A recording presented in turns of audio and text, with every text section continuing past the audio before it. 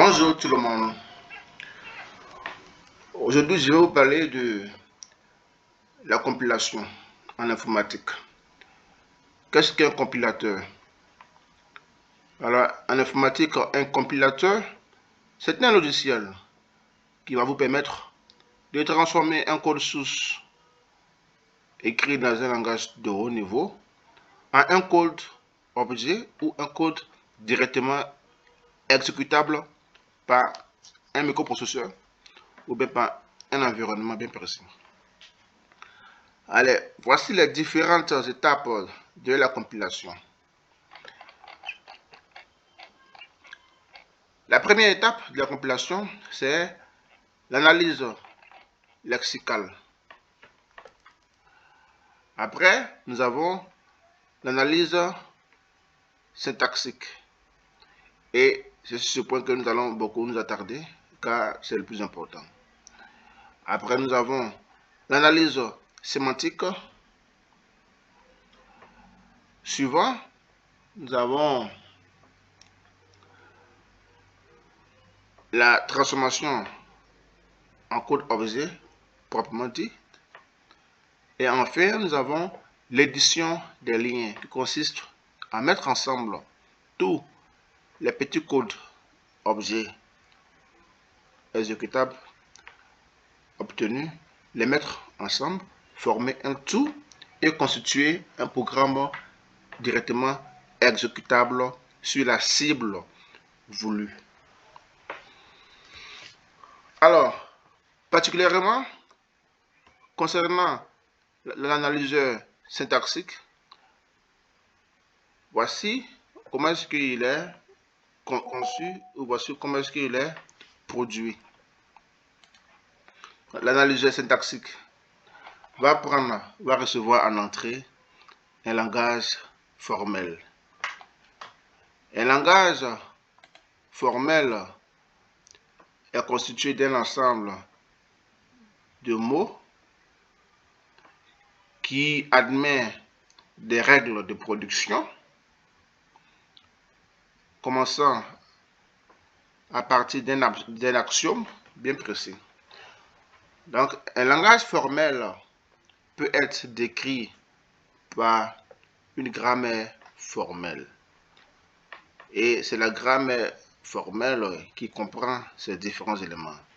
Un alphabet, l'alphabet qui contient les mots ou caractères ou encore les lexèmes du langage.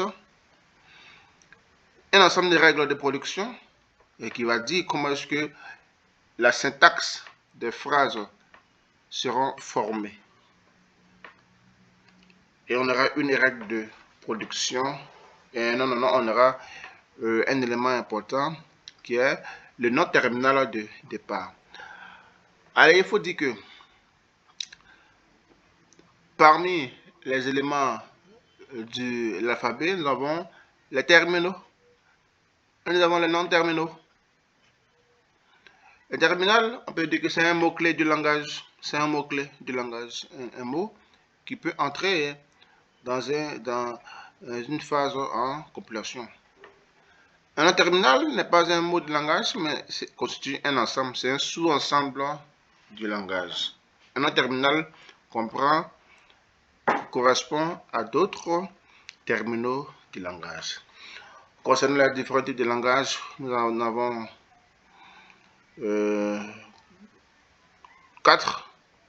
Mais aujourd'hui, nous allons voir seulement que 2 langages. Ok? Les langages rationnels et les langages hors contexte. Un langage rationnel engendre une grammaire rationnelle. Un langage hors contexte engendre une grammaire hors contexte. La forme de Bacchus-Nord permet d'exprimer les différentes règles de production d'une grammaire. C'est une règle algébrique assez puissante pour exprimer n'importe quel type de règles de production pour notre langage. Et nous avons aussi, j'avais les deux, mais j'ai mentionné ici l'autre langage. Les langages récursifs, non, c'est toujours dans le même volet. Hein. Alors, ces langages-là, langage hors contexte comme langage rationnel, peuvent avoir des récursivités. Récursivité à droite comme récursivité à gauche. Un langage, d'accord, une chose qui est récursive, ou bien un algorithme est récursif lorsqu'il s'appelle lui-même. On dit que un langage admet une grammaire récursive si les symboles se retrouvant à gauche se retrouvent aussi à droite. On parle alors de récursivité. Alors j'écris pour vous, pour se voir. S, j'écris S. S peut être réécrit en, je fais ça, je prends le majuscule. S peut être écrit en AS. Voici une règle de production. S peut être écrit en S. Et aussi, ici je mets ici B.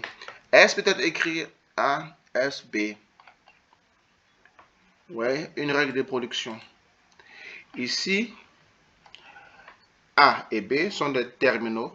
Ce sont les mots-clés du langage. S est un nom terminal. Très bien. Et arrivé ici, nous avons les analyseurs. Alors, un langage sera analysé effectivement par un analyseur syntaxique. Mais comment on doit fonctionner cet analyseur syntaxique-là? Alors, nous avons deux types. Les analyseurs syntaxiques LL1, LL1 et les analyseurs syntaxiques LR1. Le plus important, le plus simple, ce sont les analyseurs LL1. Ok?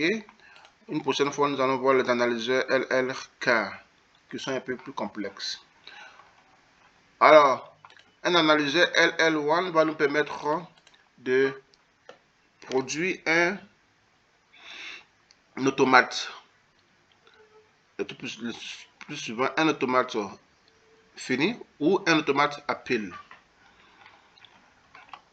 Ayant notre grammaire formelle, hors contexte ou rationnel, nous devons veiller en sorte qu'il n'y ait pas de récursivité gauche pour pouvoir utiliser l'analyseur LL1. On ne doit pas avoir de récursivité gauche dans nos règles de production.